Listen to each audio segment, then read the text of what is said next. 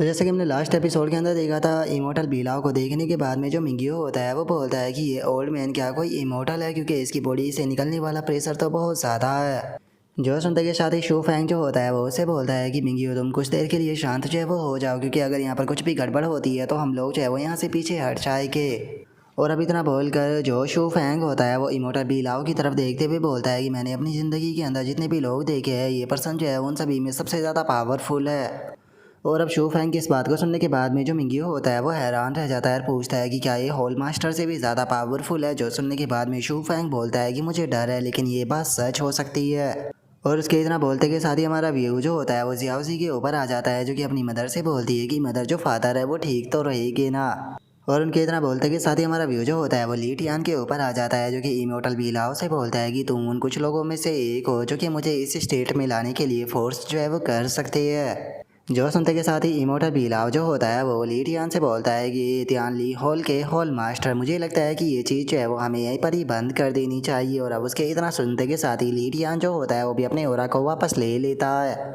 और जो इमोर्टल बीलाव होता है वो भी अपने ओरा को वापस लेने लगता है और अपने ओरा को वापस लेते हुए बोलता है कि जैसा कि तियान ली हॉल के हॉल मास्टर से उम्मीद की जा सकती थी, तुम ग्रेट एम्परर रियलम के हेवन नाविंग रियलम में जो है वो जा चुके हो। चिंता मत करो, मैं तुम्हारे साथ में यहाँ पर फाइट करने के लिए जो है वो नहीं आया हूँ। तो क्या हम लोग जो है वो आराम से बैठकर यहाँ पर बातें जो है वो कर सकते हैं। और अब इमोर्टल बीलाव की इस बात को सुनकर ली टियान जो होता है वो वहाँ पर टेबल और चेयर जो होता है वो लेकर आ जाता है और उन सभी को लाकर वहाँ पर रख देता है। और अब चेयर को रखने के बाद में जो ली टियान होता है वो भी एक चेयर पर बैठते हुए इमोर्टल बीलाव से बोलता है कि आप बैठ सकते हो। जो सुनते के साथ ही जो इमोर्टल बीलाव होता है वो भी बैठ जाता है। और इस चीज़ को देखकर जो मिंगियो होता है उसे कुछ समझ में नहीं आता और वो बोलता है कि यहाँ पर क्या हो रहा है। एक पल के लिए तो मुझे ऐसा लगा था कि यहाँ पर इन दोनों के बीच में बहुत ही खतरनाक फाइट होने वाली है, जिसका इस वर्ल्ड का एंड होने वाला है। लेकिन जरा देखो तो ये लोग तो फाइट को छोड़कर एक दूसरे के साथ में कितने आराम से बैठे हैं। और उसके इतना बोलते के साथ ही जो ली टियान होता है वो इमोर्टल बीलाव से बोलता है कि इमोर्टल बीलाव, मैं जानना चाहता हूँ कि आखिर आप मुझे यहाँ पर क्या गाइडेंस जो है वो देना चाहोगे।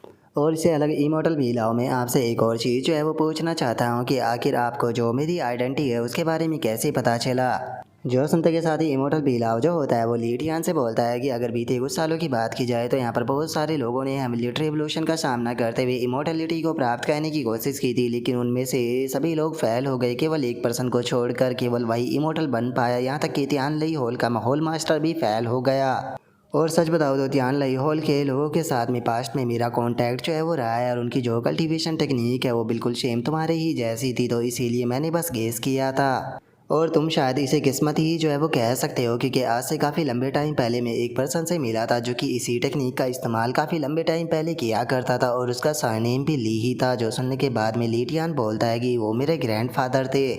जो सुनकर इमोर्टल बीलाव जो होता है वो उससे बोलता है कि और अभी यहाँ पर जिस टाइम पर तुम्हारे चेहरे के ऊपर सीरियस एक्सप्रेशन आए थे तो तुम्हारा चेहरा जो है वो बिल्कुल ओल्ड ली के जैसा ही हो गया था, जिसका हमें पूरी तरह से कंफर्म हो गया कि तुम ही तियान लई होल के होल मास्टर हो। लेकिन देखा जाए तो तुम ओल्ड मैनों की तरह बिल्कुल भी यहाँ पर सेल्फिश नहीं हो, क्योंकि तुम अपनी जो पीएलएस टेक्निक है उसे पास ऑन जो है वो कर रहे हो, जिसे देखकर ये कहा जा सकता है कि सच में तुम्हारा जो टियान लाई होल है वो बहुत ही अच्छे से ग्रो कर रहा है। जो सुनते के साथ ही लीडियान जो होता है वो उससे बोलता है कि आदमी मर जाते हैं लेकिन जो टेक्निक होती है वो हमेशा जिंदा रहती है, तो इसीलिए किसी एक पर्सन को ये हक नहीं है कि वो अकेला इस टेक्निक को कंट्रोल करे। और आपको इन बातों से ऐसा लगता है कि आपके मेरे ग्रैंडफादर के साथ में काफ़ी अच्छे रिलेशनशिप थे, लेकिन मुझे नहीं लगता है कि आप यहाँ पर केवल बात करने के लिए आए हो। जो सुनकर इमोर्टल बीलाव जो होता है वो ली टियान से बोलता है कि जैसा कि तुम जानते ही हो कि यहाँ पर जितने भी कल्टीवेशन के रियलम होते हैं उनके अंदर 4 स्टेज होती है, जिसमें सबसे पहली आती है इंटल, फिर आती है मिड, फिर आती है हाई, और उसके बाद में आती है पीक।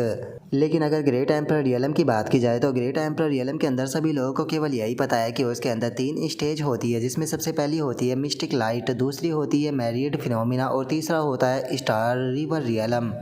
लेकिन ये बात जो है वो बिल्कुल भी सच नहीं है, क्योंकि अगर फैक्ट की बात की जाए तो जो ग्रेट एम्परर रियलम होता है उसके अंदर भी टोटल 4 स्टेज होती है, लेकिन जो 4th स्टेज होती है उसके बारे में बहुत कम लोग ऐसे मौजूद हैं जो कि जानते हैं। और अगर देखा जाए तो इस टाइम पर तुम उसी 4th स्टेज पर जो है वो पहुंच चुके हो ग्रेट एम्परर रियलम की, जिसे कि हेवन नाविंग रियलम जो है वो कहा जाता है, जो कि ग्रेट एम्परर रियलम की हिडन 4th स्टेज है। ज़्यादातर जो लोग होते हैं जिस टाइम पर वो इमोर्टलिटी पर ब्रेक थ्रू करते हैं तो वो ग्रेट एम्पर रियलम की थर्ड स्टेज मतलब कि स्टार रिवर के ऊपर होते हैं और वे उसी से ब्रेक थ्रू जो है वो कर लेते हैं। यहाँ तक कि अगर मेरी बात की जाए तो मैंने भी स्टार रिवर रियलम से ही इमोर्टलिटी पर ब्रेक थ्रू जो है वो किया था, लेकिन जिस टाइम पर मैं ब्रेक थ्रू कर रहा था उस टाइम पर मुझे यहाँ पर जो है वन नाविंग रियलम है उसकी यहाँ पर थोड़ी सी एनर्जी जो है वो महसूस हुई थी, जिस कारण मैं इस रियलम के बारे में जान पाया।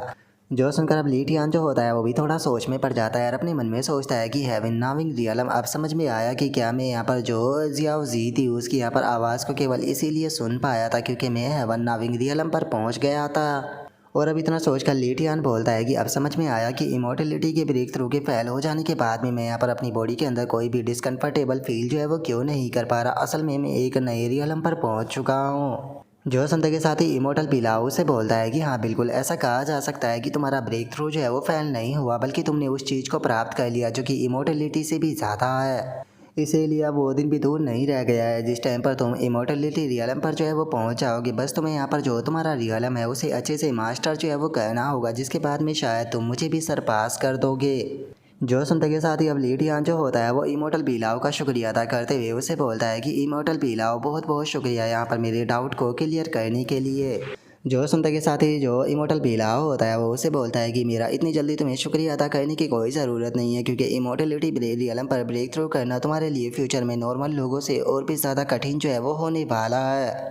इससे अलग मैं तुमसे यहाँ पर एक और सवाल जो है वो पूछना चाहता हूँ कि जिस टाइम पर तुम ब्रेक थ्रू कर रहे थे तो क्या तुमने काउंट किया था कि कितने एवोल्यूटरी एवोल्यूशन तुम्हारे ऊपर गिरे थे। जोसन का लीटियान बोलता है कि हाँ मैंने काउंट किया था और उनकी गिनती जो है वो 28 थी। जो सुनते के साथ ही इमोर्टल बिलाव जो होता है वो लीटियान से बोलता है कि इस बात को बहुत ही कम कल्टीवेटर जो है वो जानते हैं कि जो फर्स्ट कल्टीवेटर था जिसने कि इमोर्टलिटी पर ब्रेक थ्रू किया था, ब्रेक थ्रू के दौरान उसके ऊपर एक भी एवोल्यूटरी एवोल्यूशन जो है वो नहीं गिरा था। जो सुनकर लीडियान भी थोड़ा सा हैरान रह जाता है और बोलता है कि अगर उनके ऊपर एक भी हेवनली रिवोल्यूशन जो है वो नहीं गिरा था तो अब ये हेवनली रिवोल्यूशन जो है वो आखिर कहाँ से आने लगी है। जो सुनते के साथ ही इमोर्टल बिलाव से बोलता है कि मुझे डर है कि तुमने पहले ही इस चीज़ को गेस जो है वो कर लिया होगा। एक कल्टीवेटर जिस टाइम पर इमोर्टल बन जाता है तो वो अपनी पावर को हेवनली एवोल्यूशन के रूप में छोड़ देता है ताकि वो अगले कल्टीवेटर को इमोर्टलिटी रियलम पर पहुंचने से रोक सके। जो सुनकर लीडियान जो होता है वो उससे बोलता है कि इसका मतलब मेरे ऊपर 28 हेवनली एवोल्यूशन जो है वो गिरे थे, जिसका यहाँ पर साफ साफ मतलब ये है कि एंशिएंट टाइम से लेकर आज तक केवल 28 लोग ही ऐसे हैं जो कि इमोर्टल बन पाए हैं। इमोर्टल बिलाव में आपसे एक क्वेश्चन जो है वो पूछना चाहता हूँ। जो सुनकर इमोर्टल बिलाव जो होता है वो लीटियान से बोलता है कि ठीक है तुम पहुँच सकते हो, अगर मुझे उसका जवाब पता हुआ तो मैं तुम्हें ज़रूर बताऊँगा। जो सुनकर अब लीटियान जो होता है वो इमोर्टल बिलाव से बोलता है कि आप मेरी करंट स्ट्रेंथ तो देख ही चुके हो, तो क्या आपको अगर लगता है कि जो ट्विन इमोर्टल ऑफ टाइजू है अगर मैं उनका सामना करता हूँ तो क्या मैं उन्हें हरा पाऊँगा।